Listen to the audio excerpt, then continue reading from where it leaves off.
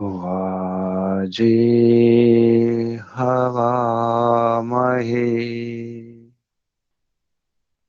सखाय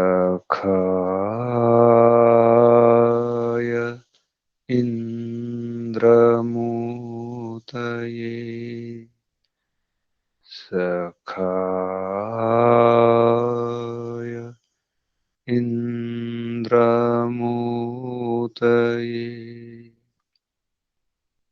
ॐ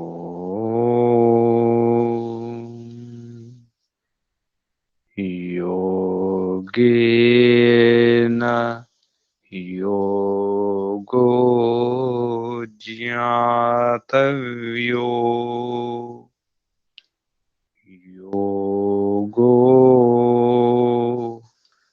योगात् प्रवर्तते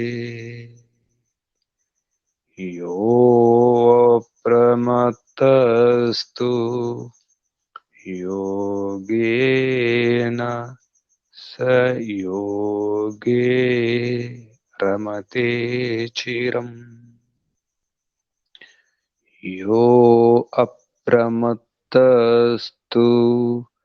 योगेन स योगे रमते चिरम् ॐ शान्ति शान्ति शान्तिः। परमपिता परमात्मा आत्मदा ज्ञानदा मोक्षदा ओम भूर्भुवस्वः ओम सर्वरक्षक भूः प्राणदाता भुवः दुःखहर्ता स्वः सुखदाता ఓం ఓంకు వందనాలు. ఋషులకు మహర్షులకు యోగులకు మునులకు ఆచార్యులకు గురువులకు పెద్దలకు మాతాపితలకు శ్రేయోభిలాషులకు మిత్రులకు చరాచర జగత్తుకు వందనాలు. సర్వేభ్యో నమో నమః. ప్రణవ ప్రణామః. ఆత్మ బంధువులారా, శాశ్వత బంధువులారా, ఆత్మీయ బాంధవులారా, మిత్రులారా, సుమిత్రులారా, దుఃఖ నివారణ అభిలాషులారా, ముముక్షువులారా,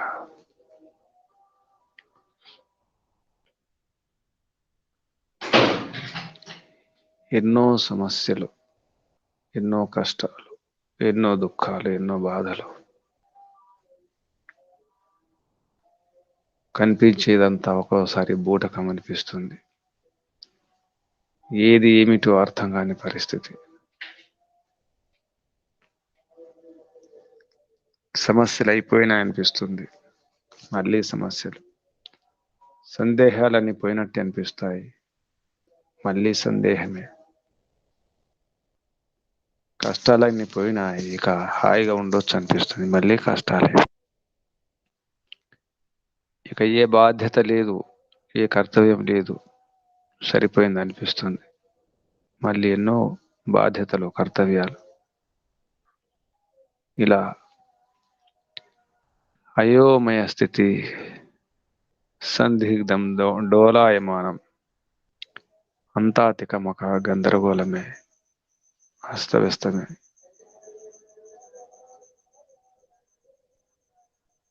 అంతవరకు ఇది ఇది అని తెలుస్తుంది, తెలిసిపోయింది అనిపిస్తుంది, మళ్ళీ ఏమీ తెలియదు అనిపిస్తుంది. సాధించేశాను, అయిపోయింది, మళ్ళీ ఇంకా ఉంది సాధించవలసింది, ఎంతో ఉంది. ఎందుకంటే ఇది అనంత ప్రయాణం. మనలో ఉన్నటువంటి అజ్ఞానం, అవిద్య అనంతంగా ఉంది, ఎంతో ఉంది, రాసులు రాసులుగా, కుప్పలు కుప్పలుగా ఉంది. కుప్పలు తెప్పలుగా ఉన్నటువంటి ఈ అవిద్యను, అజ్ఞానాన్ని, ఈ సందేహాలను దూరం చేసుకోవడానికి సాధన చేస్తున్నాం, పురుషార్థం చేస్తూ ఉన్నాం, చేస్తూనే ఉండాలి కూడా. ఎందుకంటే ఇది అనంత యాత్ర, అనంత ప్రయాణం, అనంత ప్రయత్నం చేయాలి, చేస్తూనే ఉండాలి. ఎందుకంటే మన పేరే ఆత్మ. సాతత్య గమనే, సతతం గమనములో ఉండాల్సిందే, సతతం కర్మ చేయవలసిందే, సతతం తెలుసుకుంటూ ఉండాల్సిందే.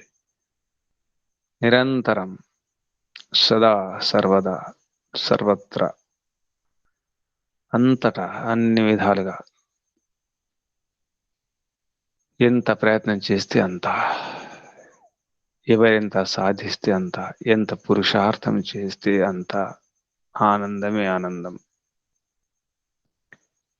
దుఃఖాలనే నివృత్తి కావాలంటే ముందు సందేహ నివృత్తి కావాలి. మార్గం ఇదని తెలిసింది, లక్ష్యం ఇదని తెలిసింది, ఎక్కడికి చేరుకోవాలో తెలిసింది. కానీ మార్గంలో ఎన్ని ఆటంకాలు, ఎన్ని అడ్డంకులు, అది కూడా తెలియాలి. మార్గంలో ఏది అవసరం, ఏది అవసరం లేదు, ఎంత అవసరం, ఏది ఉపయోగకరం అనే విషయం అర్థం కావాలి. సాధన ఒక ప్రయాణం, సాధన చేస్తున్నాం, విధి విధానాలు తెలియాలి. ఏ పని చేయడానికైనా ఒక పద్ధతి ఉంటుంది, ఒక క్రమం ఉంటుంది. వంట చేయడం కావచ్చు, వ్యవసాయం చేయడం కావచ్చు, చిన్న పనైనా పెద్ద పనైనా, బట్టలు కుట్టడం కావచ్చు, అల్లికలు కావచ్చు. చిన్న పని కూడా చివరికి గది శుద్ధి చేయడానికి, ఊడవడానికి, చీపురుతో ఊడవడానికి ఒక క్రమం ఉంది. ఆ మూలను కొంచెం, ఈ మూలను కొంచెం ఊడిస్తే సరిపోదు, ఊడుస్తుండాలి. కానీ దానికి ఒక పద్ధతి ఉంది, క్రమంగా ఊడవాలి, చెత్తను దూరం చేసుకోవాలి. ఎంతో మురికి ఉంది, ఎంతో చెత్త ఉంది, ఆ కసవని ఊడ్చి కుప్ప చేసి ఎత్తి పారేయాలి. మనలో కూడా ఎంతో చెత్త ఉంది, ఎంతో మురికి మలినాలు ఉన్నాయి. ఊడ్చే ప్రయత్నం చేస్తున్నాము. ఊడ్చిన తర్వాత కుప్ప చేయడం అవసరం ఉంటుంది, దాన్ని ఎత్తడం అవసరం ఉంటుంది. ఎత్తిన తర్వాత చెత్త బుట్టలు వేయాలి, చెత్త బుట్టలు వేసి దూరం పారేయాలి. దరిదాపుల్లో లేకుండా చూసుకోవాలి ఆ చెత్త. ఆ ప్రయత్నం చాలా అవసరం ఉంది. అలాగే మనలో ఎన్నో ఉన్నాయి, ఎన్నో సందేహాలు ఉన్నాయి, తెలియని విషయాలు ఎన్నో ఉన్నాయి, తెలుసుకోవడానికి ప్రయత్నం చేయాలి. మన చెత్తను మనమే దూరం చేసుకోవాలి, మన ఇంటిని మనమే దూరం చేసుకోవాలి. మన ఇంటిలో ఉన్న చెత్తను, ఇంట్లో ఎంతో చెత్త ఉంది, చుట్టూ చెత్త ఉంది, చెత్త అంటే ఎవరికి ఇష్టం ఉండదు. అలాగే చిత్తములో ఎంతో చెత్త ఉంది. ఈ చిత్తం ఒక గది అనుకుంటే అసలు ఇది మందిరం. మన చిత్తం, మన అంతఃకరణాలను కూడా అంతర్మందిరాలు. ఈ మందిరాన్ని దూరం శుద్ధి చేసుకోవాలి. చిత్తం అనే ఈ మందిరం, ఈ గదిని శుద్ధి చేసుకోవడానికి ప్రయత్నం చేస్తున్నాము. దానికి కపిల మహర్షి సహకరిస్తున్నారు. దర్పణంలాగా ఇది యోగ దర్శనానికి ఒక లోతైనటువంటి చర్చ. అంటే మనం మన గమ్యాన్ని చేరుకోవడానికి, మన లక్ష్యాన్ని చేరుకోవడానికి జాగ్రత్తలు చెప్పే శాస్త్రం సాంఖ్య శాస్త్రం. సమ్యక్ జ్ఞానం సమ్యక్ జ్ఞానానికి సంబంధించిన శాస్త్రం సాంఖ్య శాస్త్రం. ఉన్నది ఉన్నట్టు మనకు తెలియజేస్తుంది. లోపలికి వెళ్ళి అన్వేషణ చేస్తుంది. మనకు అద్దంలాగా, దర్పణలాగా మన పొరపాట్లను చూపిస్తుంది. మీకు ఎంత అర్థమైంది చూసుకోండి, మీ అవగాహన శక్తి ఎంత చూసుకోండి, స్పష్టం చేసుకోండి అని చెప్పే శాస్త్రం సాంఖ్య శాస్త్రం, సాంఖ్య దర్శనం. అంతా ఉంది, కానీ ఆ ఉంది ఎక్కడ, ఆ ఉనికి ఎక్కడ ఉన్నట్టే అనిపిస్తుంది. ఎందులో ఏముందో తెలియదు, ఎక్కడ ఏముందో తెలియదు. ఈ ఉంది, ఈ ఉనికి, ఈ సత్తా ఎక్కడ ఉంది? దానికి కారణం ఏమిటి? తల్లిదండ్రులు ఉన్నారు. తల్లిదండ్రులు ఉన్నారంటే తల్లిదండ్రులు కారణం. బిడ్డలు తల్లిదండ్రులకే జన్మిస్తారు. తల్లిదండ్రులు లేకుండా బిడ్డలు జన్మించరు. అంటే తల్లిదండ్రుల లోపల బిడ్డలు ఉన్నట్టే కదా. తల్లి తండ్రి ఇద్దరు ఉన్నారంటే తల్లిదండ్రుల లోపల ఆ బిడ్డలు ఉన్నారు. మళ్ళీ పుట్టడం ఎందుకు? తల్లిదండ్రుల లోపల అటువంటి శక్తి ఉంది, పుట్టడం అవసరం లేదు, ఉన్నారు కదా అనే ప్రశ్న వస్తుంది. ఇంకా బిడ్డలు పుట్టడం ఏమిటి, నిర్మాణం ఏమిటి? ఇది ప్రశ్న. ఈ పిల్లలు ఎవరు? ఆ పిల్లలకు తల్లిదండ్రులు ఎవరు? తల్లిదండ్రులు అంటే తల్లిదండ్రులకు పిల్లలు ఉన్నారు కదా, అంటే తల్లిదండ్రులు లేకుండా పిల్లలు లేరు కదా. కారణం లేకుండా కార్యం లేదు కదా. ఆ కారణంలోనే కార్యం ఉన్నప్పుడు దానికి ఉత్పత్తి ఏమిటి, పుట్టడం ఏమిటి? అవసరం లేదు. కారణంలోనే కార్యం ఉంది, మరి పుట్టవలసిన అవసరం, ఉత్పత్తి అవసరం లేదు. ఇటువంటి సందేహం కూడా వస్తుంది. కారణంలోనే కార్యం ముందే ఉన్నప్పుడు ఆ కార్యం యొక్క ఉత్పత్తి ఏమిటి? ఒకవేళ ఆ కారణంలో ఈ కార్యం లేకపోతే అప్పుడు కూడా ఈ నాశనం ఏమిటి, మళ్ళీ లయం కావడం ఏమిటి? ఇదంతా కూడా అర్థం కావడం లేదని ప్రశ్న. తల్లిదండ్రులకు బిడ్డలు ఉన్నప్పుడు తల్లిదండ్రుల లోపల బిడ్డలు ఉన్నట్టే. అటువంటి అప్పుడు జన్మించడం అవసరం లేదు.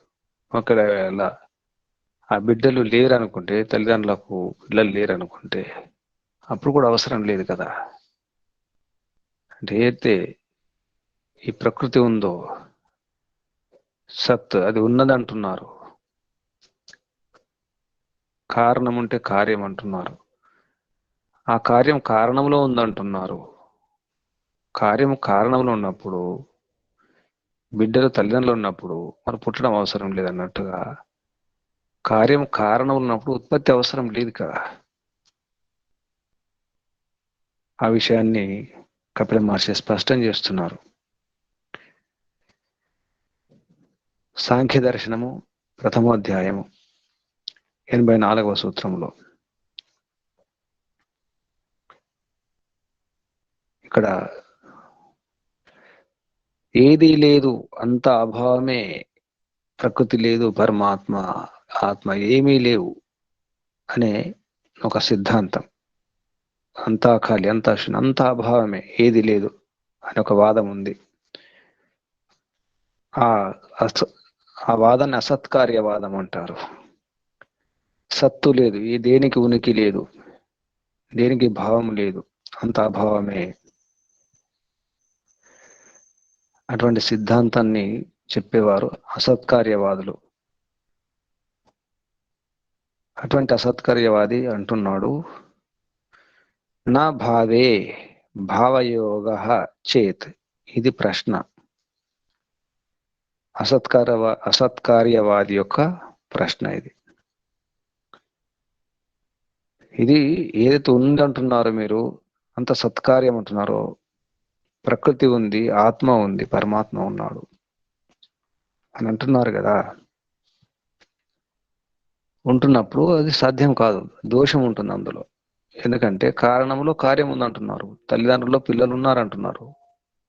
తల్లిదండ్రులు పిల్లలు ఉన్నప్పుడు పుట్టడం ఏమిటి, అవసరం లేదు. అలాగా అసత్కార్యవాది ఇక్కడ అడుగుతున్నాడు, నా భావే, భావములో అంటే కారణంలో కార్యం ఉన్నప్పుడు, విద్యమానం ఉన్నప్పుడు, భావయోగ చేత్, ఇక భావయోగం అంటే ఉత్పత్తికి సంబంధం. భావం అంటే ఇక్కడ ఉన్నది. భూసత్తాయాం ధాతువు, సత్తా ఉన్నది. ఏమున్నది? భావయోగం అంటే కారణం కార్యానికి సంబంధం, ఉత్పత్తి. కారణం నుండి కార్యం వచ్చింది అని ఏతుందో దానికి సంబంధం. యోగం అంటే ఇక్కడ సంబంధం. భావం అంటే ఉనికి, ఉత్పత్తి ఏదైతే సంబంధం ఉందో అది మీరు అంటున్నది నా, అది బాగలేదు అనేది ప్రశ్న. నా భావే భావయోగ చేత్, భావములో అంటే కారణంలో కార్యం ఉందని ఏదంటున్నారో అందులో ఉన్నప్పుడు, అటువంటప్పుడు ఈ భావయోగం ఏమిటి? ఉత్పత్తికి సంబంధం ఏమిటి? అది కాదు. నా చేత్ అని అంటే ఏమవుతుంది?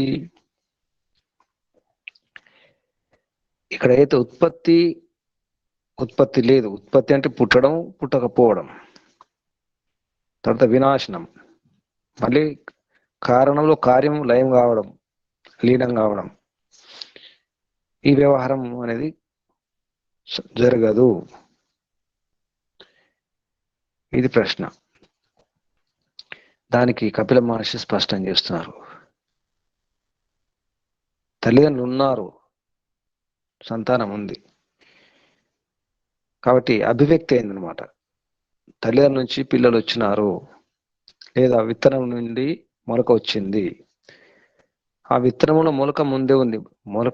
మొలకెత్తడానికి కావాల్సినటువంటి లక్షణాలన్నీ కూడా, ఆ శక్తి కూడా ఆ విత్తనంలో, ఆ గింజలో ఉంది కాబట్టి అది వచ్చింది. ఆ గింజలో మొలకెత్తే గుణం లేకపోతే, ఆ లక్షణం లేకపోతే మొలక రాదు అనే విషయం చెప్తున్నారు కపిల మహర్షి.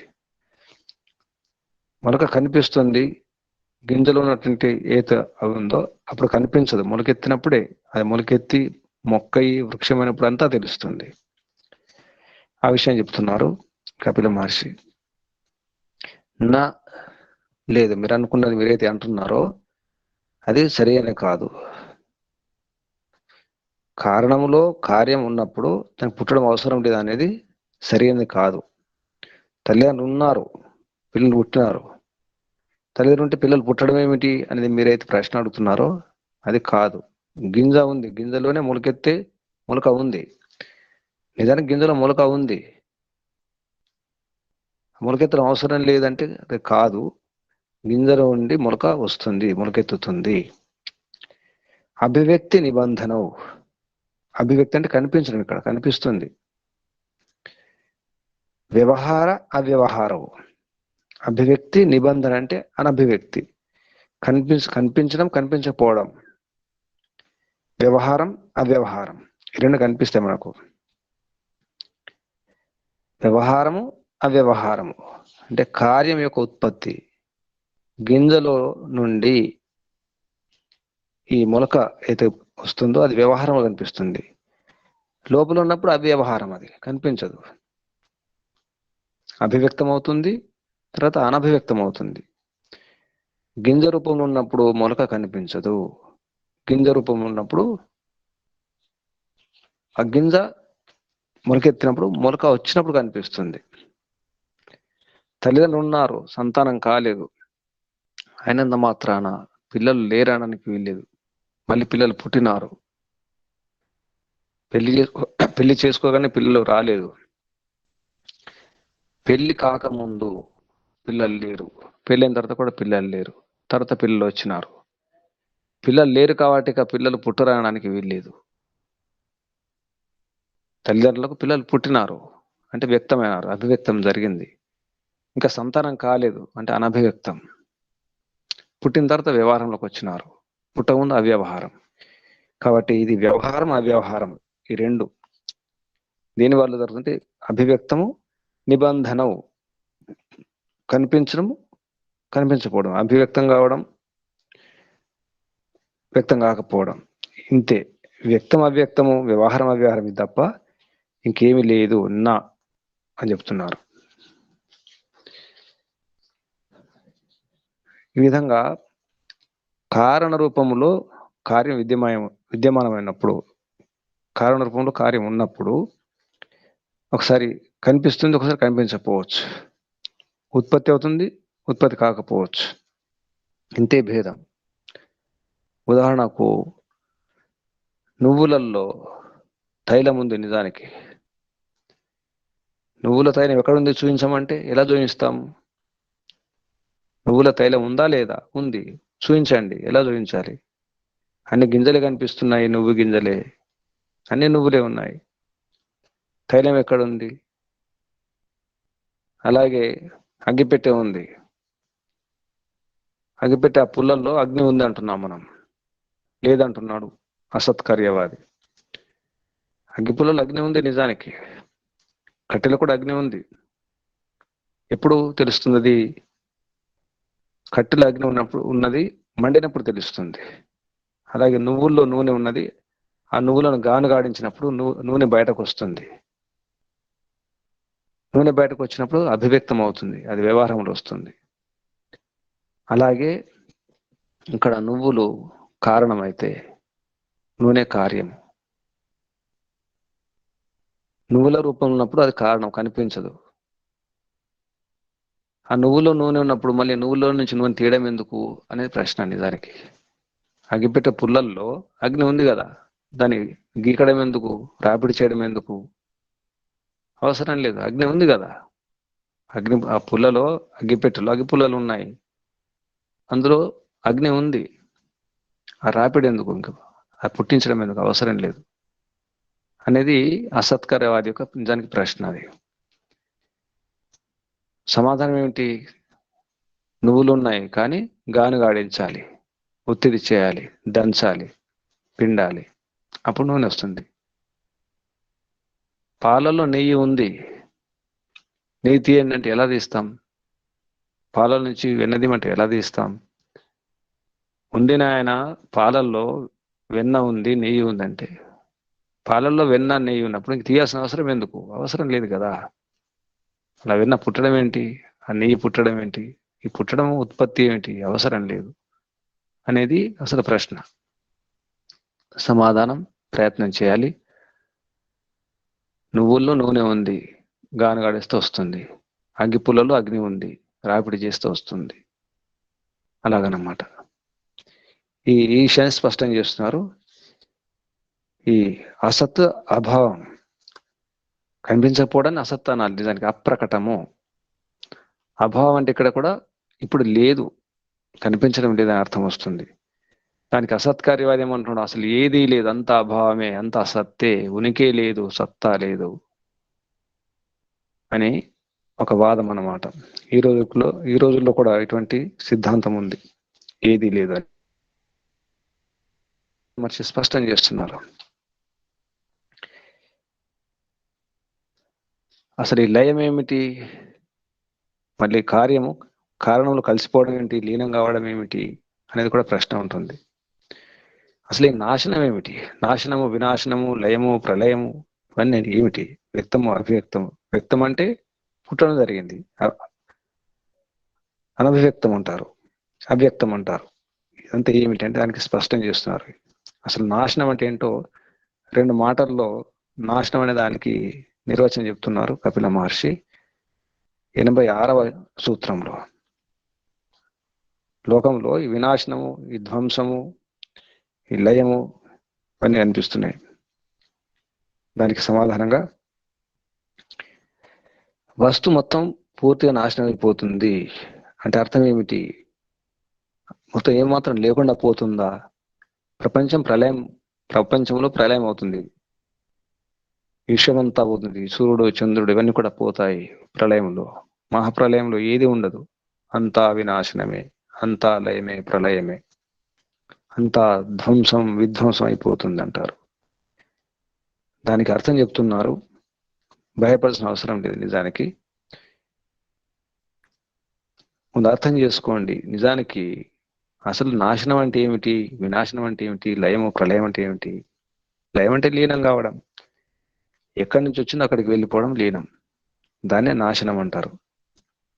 ఈ విషయాన్ని స్పష్టం చేస్తున్నారు కపిల మహర్షి 86వ సూత్రంలో. నాశ కారణలయ.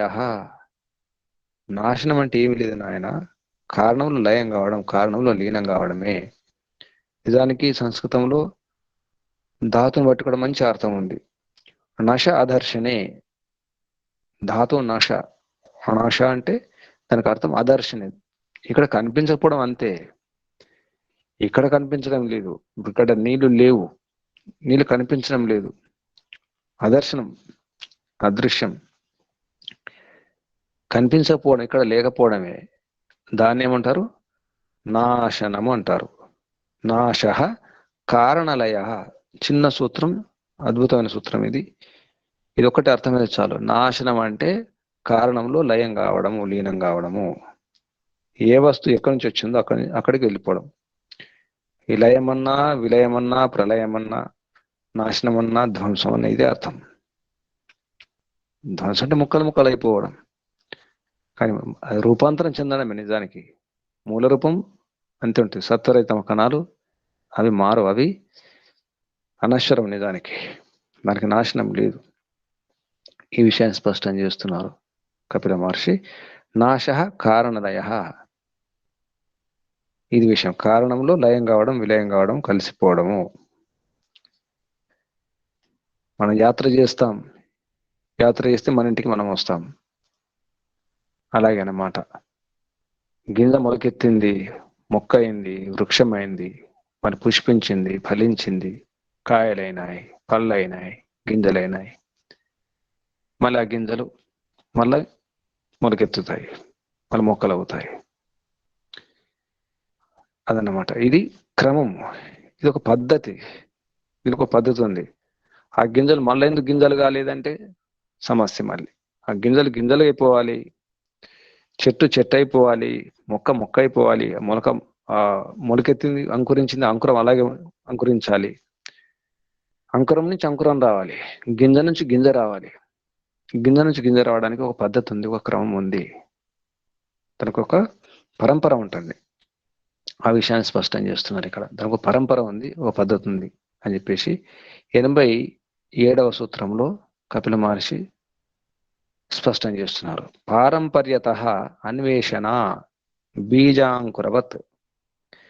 బీజముల అంకురం ఎలా ఉంటుందో దానిలాగా ఇది ఒక పరంపర ఉంది. ఆ పరంపర ఎట్లా ఉందంటే క్రమంగా ఉంది. అక్కడ పరంపర అంటే క్రమం అనమాట. ఆ క్రమం సతతం ఉంటుంది, ఎప్పుడు ఉంటుంది. అది విత్తనం, గింజ, ఆ బీజం. బీజం మనం భూమిలో నాటిన తర్వాత అంకురిస్తుంది. మొదలు అంకురించి మొలక వస్తుంది, అది మొక్క అవుతుంది, చెట్టు అవుతుంది, పుష్పిస్తుంది, ఫలిస్తుంది, కాయ అవుతుంది, పండు అవుతుంది, అందులో గింజలు అవుతాయి. ఆ గింజల నుంచి మళ్ళీ ఆ పరంపర మొదలవుతుంది. అలాగే తల్లిదండ్రులు, పిల్లలు, ఆ పిల్లలు పెళ్లి చేసుకుంటారు, వాళ్ళ పిల్లల్ని కంటారు. ఆ తల్లిదండ్రులే పిల్లలు కావాలంటే ఇలా, ఆ తల్లిదండ్రులు పిల్లలు అయిపోవాలి. ఇది అసత్కార్యవాది అడుగుతున్నాడు. తల్లిదండ్రుల నుంచి పిల్లలు వస్తున్నారు, ఆ పిల్లలు మళ్ళీ లయమైపోతారు అంటే మళ్ళీ కనిపించరు, వాళ్ళు కూడా తల్లిదండ్రులు అవుతారు, వాళ్ళు కూడా వృద్ధులు అయిపోతారు. మనకేమనిపిస్తుంది? ఒక్కోసారి మనకు కూడా అనిపిస్తుంది, అసలు ఆ బాల్యం చాలా మంచి బాల్యం, మళ్ళీ చిన్నగా అయిపోతే బాగుండు, చిన్న పిల్లలాగా ఉంటే బాగుండును. అందరు కోరుకుంటారు, వృద్ధులు కూడా కోరుకుంటారు, చిన్న పిల్లలాగా ఉంటే ఎంత బాగుంటుంది, హుషారుగా ఉల్లాసంగా ఉండొచ్చు కదా, చిన్న శరీరం హాయిగా ఉంటుంది. కానీ అది సాధ్యం కాదు. వృద్ధాప్యం వచ్చిన తర్వాత ఇక పోవడమే. పోవడం అంటే అదర్శనం అంతే, ఇంకేమీ లేదు. ఎటు పోము, మళ్ళీ జన్మించాలి, మళ్ళీ అంతే. మళ్ళీ బాల్యం వస్తుంది. నిజానికి బాల్యం కావాలంటే మళ్ళీ జన్మించాలి. గింజ మళ్ళీ కావాలంటే అది చెట్టు కావాలి, పుష్పించి ఫలించి పండయి తర్వాత గింజ అయి మళ్ళీ మొలక రావాలి. ఆ చెట్టు నేను మొక్క అయిపోవాలి, మొలక అయిపోవాలంటే కుదరదు కదా. ఆ విషయం చెప్తున్నారు ఇక్కడ. పారంపర్యత, పరంపర ద్వారా ఉండడం వల్ల అన్వేషణ. అన్వేషణ అంటే ఇక్కడ వివేచన. ఈ పరంపర ఏదైతే క్రమం ఉందో దీన్ని వివేచన చేసుకోవాలి, అన్వేషణ చేయాలి. పారంపర్యత అన్వేషణ బీజాంకురవత్. ఈ అన్వేషణ అవసరం ఉంది, వివేచన అవసరం ఉంది, తెలుసుకోవడం అవసరం ఉంది, అన్వేషించాలి. ఎలాంటి బీజాంకురవత్, బీజంలో అంకురం మొలకలాగా. దీన్ని స్పష్టం ఇలా చేయడం జరిగింది. ఇది ఒక వ్యవస్థ ఉంది, ఇంకో పద్ధతి ఉంది, ఆ పద్ధతి ప్రకారం జరుగుతుంది. కానీ మనం అనుకున్నట్టు జరగదు. వృద్ధులు పిల్లల్లో కావాలంటే మళ్ళీ పోవాల్సిందే. చెట్టు గింజ కావాలంటే అది పండు కావాల్సిందే, గింజలు రావాల్సిందే. అలా అన్నమాట. ఇక్కడ ఇదే విషయాన్ని ఇంకా స్పష్టం చేస్తున్నారు కపిల మహర్షి 78వ సూత్రంలో. ఉత్పత్తివత్ వా అదోష. ఉత్పత్తి వా అంటే లేదా, మరియు వా లేదా ఉత్పత్తివత్ ఉత్పత్తిలాగా, ఉత్పత్తితో సమానంగా, ఉత్పత్తిలాగే అదోషము ఉత్పత్తి జరుగుతుంది. కారణ రూపం అంటే విత్తనం రూపం ఉన్నటువంటి మొలక పరిణామం చెందుతుంది, దాని అవస్థ మారుతుంది, రూపాంతరం చెందుతుంది. ఉత్పత్తి అంటే ఇక్కడ మనకు అభివ్యక్తం కావడం, కనిపించడం.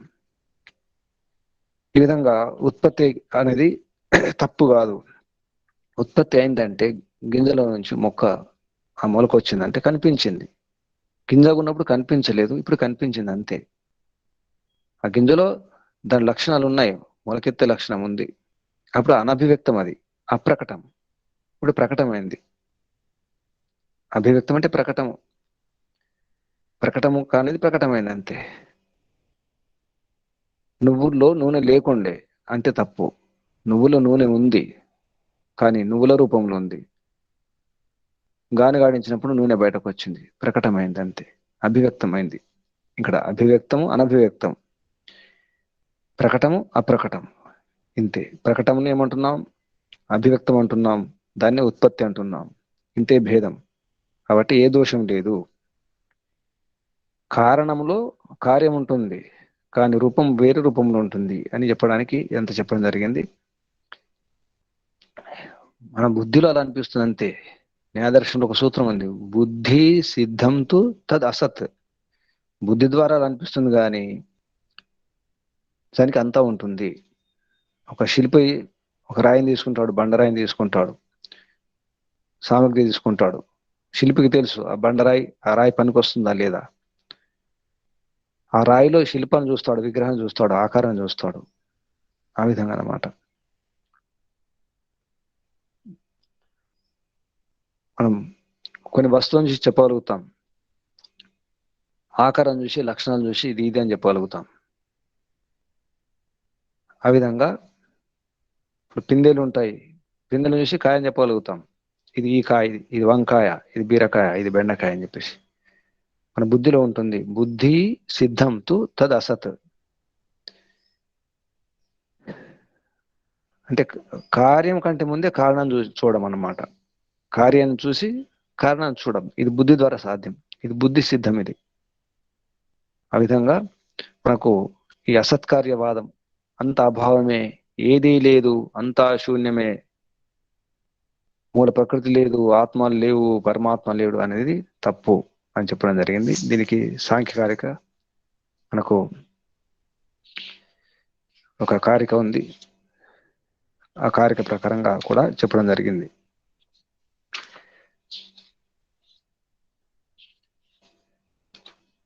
ఈ సాంఖ్యకారిక మనకి ఈశ్వర కృష్ణ గారు, ఆచార్య ఈశ్వర కృష్ణ గారు చెప్పినటువంటి సాంఖ్యకారిక ప్రకారం కూడా విషయం స్పష్టం చేస్తున్నారు. అసద్ అకారణాత్ ఉపాదాన అగ్రహణాత్ సర్వ సంభవాత్ అభావాత్ శక్తస్య శక్య కారణాత్ కారణాభావాత్ చ సత్కార్యం. మనకి శక్తస్య శక్య కారణం సూత్రాలు వచ్చినాయి, కారణభావాత్ చ అనే సూత్రం కూడా వచ్చింది. శక్తస్య శక్య కారణం, శక్తి ఉంది, శక్తస్య ఎత్తు దాంట్లో ఆ సామర్థ్యం ఉందో, ఆ సామర్థ్యం బయటకు వచ్చింది అంతే. కారణాభావాత్ కారణం ఉండడం వలన అనే 2 సూత్రాలు చెప్పుకోవడం జరిగింది. అదే విషయం ఇక్కడ స్పష్టం చేస్తున్నారు ఈశ్వర కృష్ణ గారు. అసద్ అకారణాత్, అసత్ అకారణ, తర్వాత ఉపాదానాత్ అగ్రహణాత్. కార్యము తన కారణంలో ప్రధానంగా ఉంటుంది, సత్ రూపంలో ఉంటుంది, అప్పుడు అసత్ అంటాం మనం. నిజానికి ఈ కారణంలో కార్యం లేదని ఎప్పుడు చెప్పాలి అంటే కుందేటి కొమ్ము, నిజానికి అది సాధ్యం కాదు, అది అసత్తు, అటువంటిది కాదు ఈ జగత్తు అని చెప్తున్నాను ఇక్కడ. అసత్తు కాదు, అకారణం కాదు, ఉపాదానము ఉన్నది, ఉపాదాన కారణము అది ఉన్నది కాబట్టి కార్యం ఉంటుంది. మూల ప్రకృతి ఉన్నది కాబట్టి ఈ జగత్తు ఉంది, మూల ప్రకృతి లేకపోతే ఈ జగత్తు లేదు. దీన్ని స్పష్టం చేస్తున్నారు ఈశ్వర కృష్ణ గారు. ఎందుకంటే శక్తస్య శక్య కారణాత్, దానికి ఆ శక్తి ఉంది, మూల ప్రకృతిలో ఆ శక్తి ఉంది, జగత్తుగా ఏర్పడడానికి శక్తి ఉంది. కాబట్టి ఈ మూల ప్రకృతి ఉపాదాన కారణము, ఇక లేదనడానికి వీలు లేదు అని స్పష్టం చేయడం జరిగింది. కారణం చూసి మనకు కొన్ని విషయాలు తెలుస్తాయి, కార్యాన్ని చూసి కూడా తెలుస్తాయి అనుమాన ప్రమాణం ద్వారా. మనకి ఈ విషయం తెలుసు, కార్యంతో కారణం తెలుస్తుంది అనుమానం ద్వారా. అదే విషయాన్ని ఇక్కడ చెప్తున్నారు 89వ సూత్రంలో. హేతుమత్ అనిత్యం సక్రియం అనేకం ఆశ్రిత లింగం. ఇక్కడ లింగం అంటే ఎంతో స్పష్టం చేస్తున్నారు. లింగం అంటే ఏమిటి? లింగం అంటే లక్షణాలు గలది అని అర్థం వస్తుంది. ఇక లింగం ఏమిటి? కనిపించే జగత్తు, ఇది లింగం. లక్షణాలు ఉన్నాయి, కొన్ని చిహ్నాలు ఉన్నాయి, ఇది లింగం. దానికి హేతు కూడా ఉంది. హేతుమత్, ఈ కార్యం ఈ జగత్ ఏతుందో దీనికి కారణం ఉంది, అది హేతుమత్, హేతు ఉన్నటువంటిది. ఇది కనిపించే జగత్తు అది అనిత్యం, నిజానికి ఇది పరివర్తనశీలం, పరిణామి, ఇందులో వికారం ఉంది, ఇది నాశనం అవుతుంది. కనిపించే జగత్తు నాశనం అంటే మనం చెప్పడం జరిగింది, నాశ కారణలయ, కారణంలో లయం అవుతుంది, అదర్శనం అవుతుంది, నశ అదర్శనే. ఇది సక్రియం, ఇది క్రియ, ఇందులో క్రియ ఉంటుంది జగత్తులో. ఇది అనేకం, ఆశ్రితం, అనేక ఆశ్రితం. ఇది అనేకంటే ఎన్నో ఉన్నాయి ఇందులో, ఈ జగత్తులో. కాబట్టి ఇవన్నీ లక్షణాలు ఉన్నాయి కాబట్టి ఇది లింగం. ఇది కాబట్టి ఈ జగత్తు దీనికి కారణం ఉంది, ఇది కార్య జగత్తుకు కారణం ఉంది అనే విషయాలు. ఈ జగత్తులో ఏమున్నాయి అంటే హేతుమత్, ఇది హేతుమత్ అంటే దీనికి హేతు ఉంది, కారణం ఉంది. ఇది అనిత్యం, ఇది అనిత్యం అంటే ఎప్పటికి ఉండేది కాదు,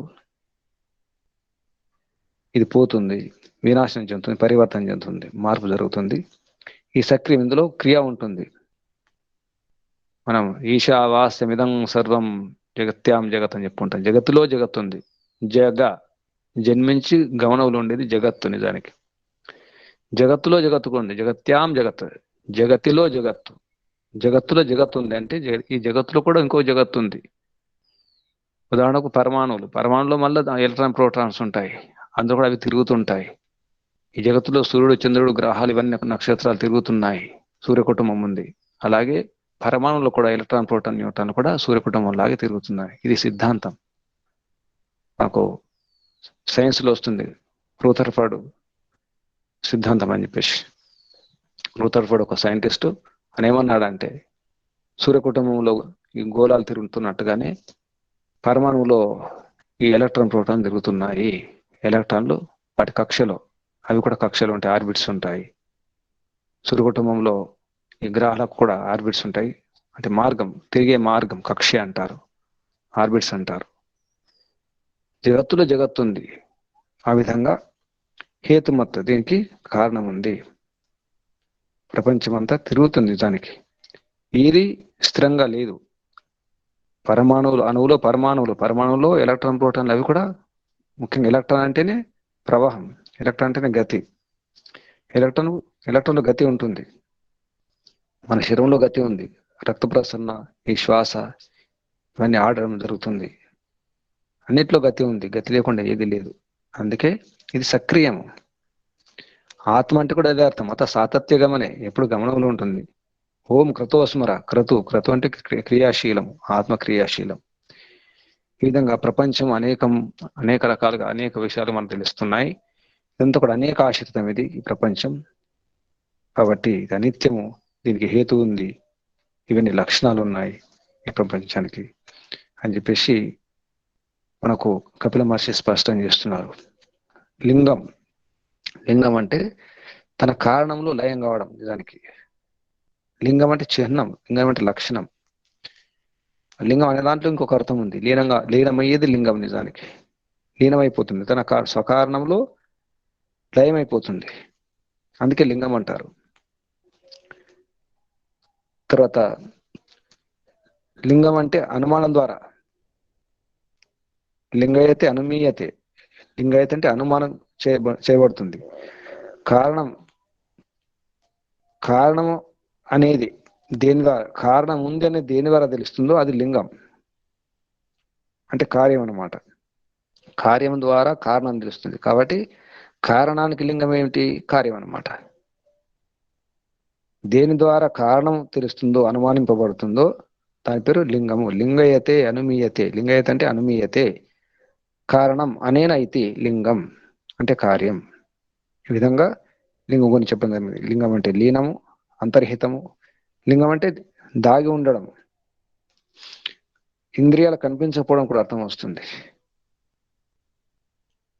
ఏదైతే ఇంద్రియ కనిపించకుంటుందో అది బయటకు రావడం. ఇంద్రియాలు కనిపించిన లక్షణాలు అవి బయటకు తెలియడం అనేది, బోధ జరగడం అనేది లింగం నిజానికి. ఈ విధంగా లింగానికి అర్థం చెప్పుకోవాలి. లింగం అంటే కార్యం అని అర్థం, లక్షణాలు, ఆ లక్షణాలు తెలుస్తాయి, దానివల్ల కారణం తెలుస్తుంది, అందుకే లింగం అంటారు. లింగం అంటే లక్షణం, చిహ్నం, గుర్తులు. మనిషి కూడా ఈ శరీరంలో జీవుడు ఉన్నాడని చెప్పడానికి కూడా లక్షణాలు ఉన్నాయి. సుఖము, దుఃఖము, ఇచ్ఛ, ద్వేషము, చేష్టలు, కదలికలు, ఈ జ్ఞానం, ఇది ఆత్మ యొక్క లింగం. మనస్సు, ఇదంతా ఉన్మేషం, నిమేషం, కళ్ళు మూయడం, తెరవడం, ఇవన్నీ కూడా ఆత్మ ఉందని చెప్పడానికి లింగాలు. లింగాలు అంటే లక్షణాలు. అక్కడ సూత్రం వస్తుంది, ఆత్మను మనస్సు లింగం అని చెప్పేసి. ఆత్మ యొక్క లింగాలు న్యాయదర్శనం వస్తుంది ఈ సూత్రం ఇది. ఈ విధంగా స్పష్టం చేయడం జరుగుతుంది కపిల మహర్షి. ఇలా ఎన్నో సందేహాలు వస్తాయి. కారణంలో కార్యం ఉందన్నప్పుడు ఆ కార్యం మళ్ళీ ఉత్పత్తి అవసరం లేదు అనేది నిజానికి ప్రశ్న ఇక్కడ. ఈరోజు తల్లిదండ్రులు ఉన్నారు, పిల్లలు ఉన్నారు. పిల్లలు తల్లిదండ్రులు ఉన్నప్పుడు మళ్ళీ పుట్టడం ఎందుకు అనేది. నువ్వుల్లో నూనె ఉన్నప్పుడు ఆ నూనె తీయడం అవసరం లేదు. అగ్గిపెట్టే పుల్లల్లో అగ్ని ఉన్నప్పుడు రాపిడి చేసిన అవసరం లేదు, పుట్టడం అవసరం లేదు. ఇది ప్రశ్న అన్నమాట. దానికి ఇవన్నీ చెప్పడం జరిగింది ఈ సూత్రాల ఆధారంగా. నాశ కారణలయ, ఇది గుర్తుంచుకోవాలి. బీజాంకురవత్, తర్వాత ఉత్పత్తివత్ వా దోషం, ఈ విధంగా స్పష్టం చేయడం జరిగింది. దీనికి హేతు ఉంది. ఈ ప్రపంచం ఎటువంటిదో చెప్పడం జరిగింది. ప్రపంచం, దీనికి హేతు ఉంటుంది, కారణం ఉంటుంది. ఇది అనిత్యము, సక్రియము, ఇది అనేక ఆశ్రితము, ఇది లింగము, ఈ జగత్తు లేదా కార్యము. కార్యం అంటే మనం జగత్ అంటే మన శరీరం చూసుకోవాలి. మన శరీరంలో లింగం ఉంది, ఇది అనిత్యము, దీనికి కారణం ఉంది, ఇది సక్రియము. శరీరంలో కూడా కదలికలు ఉంటాయి, అన్నీ ఉంటాయి. దీని కారణం ఉంది శరీరానికి. వెనక్కి వెనక్కి వెనక్కి వెళ్తే మూల ప్రకృతి, అది నిత్యము. మూల ప్రకృతి, ఆ విషయాన్ని రీపేపించుకుందాం. మూల ప్రకృతి ఎటువంటిదో, ఇదేమో ఇది పరతంత్రము, ఇది వ్యక్తమవుతుంది ఈ ప్రపంచం, దీనికి అవయవాలు ఉంటాయి, ఇది అనిత్యము. ఇది ఈ లింగం ఎటువంటిదో చెప్పడం జరుగుతుంది. సాంఖ్యకారికలో ఈ విషయం కూడా స్పష్టం చేయడం జరిగింది ఈశ్వర కృష్ణ గారు. హేతుమద్ అనిత్యం, అవ్యాపి, సక్రియం, అనేకం ఆశ్రితం లింగం అని చెప్పేసి ఈ సూత్రం ఉంది. దానికి సవయవం, పరతంత్రం, వ్యక్తం, విపరీతం, అవ్యక్తం. అంటే విపరీతం ఏంటి? దీనికి విపరీతం, కార్యానికి విపరీతం, కారణం అనేది అది విపరీతం అవుతుంది. అది ఎటువంటిది? దానికి అవయవాలు ఉండవు. మూల ప్రకృతిలో అవయవాలు లేవు. అది పరతంత్రం కాదు, స్వతంత్రం. అది వ్యక్తం కాదు, అవ్యక్తం. అది అప్రకటం, అభివ్యక్తం కాదు.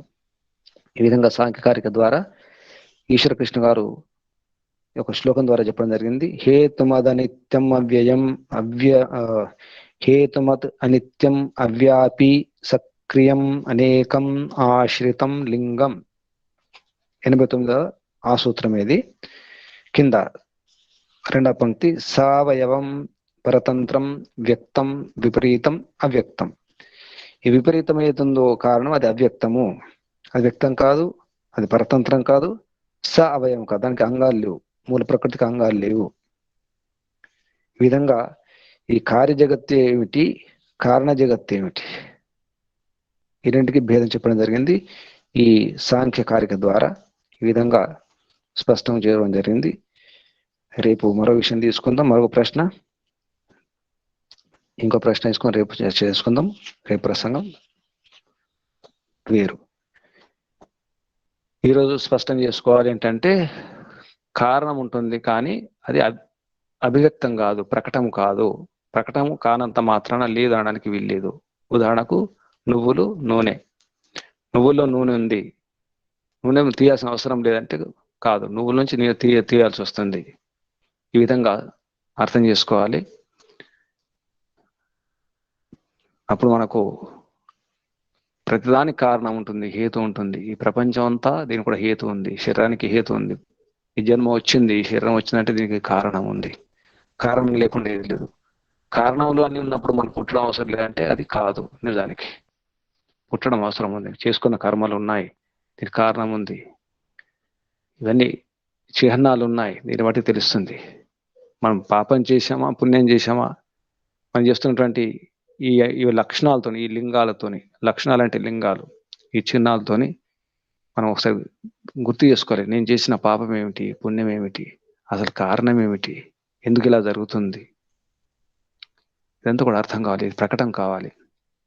అన్ని అప్రకటంగా ఉన్నాయి, అభివ్యక్తం కావడం లేదు, లోపల దాగి ఉన్నాయి, అన్ని బయట తెచ్చుకోవాలి. ఈ సూత్రాలు ఏం చెప్తున్నాయంటే, మనం చేసిన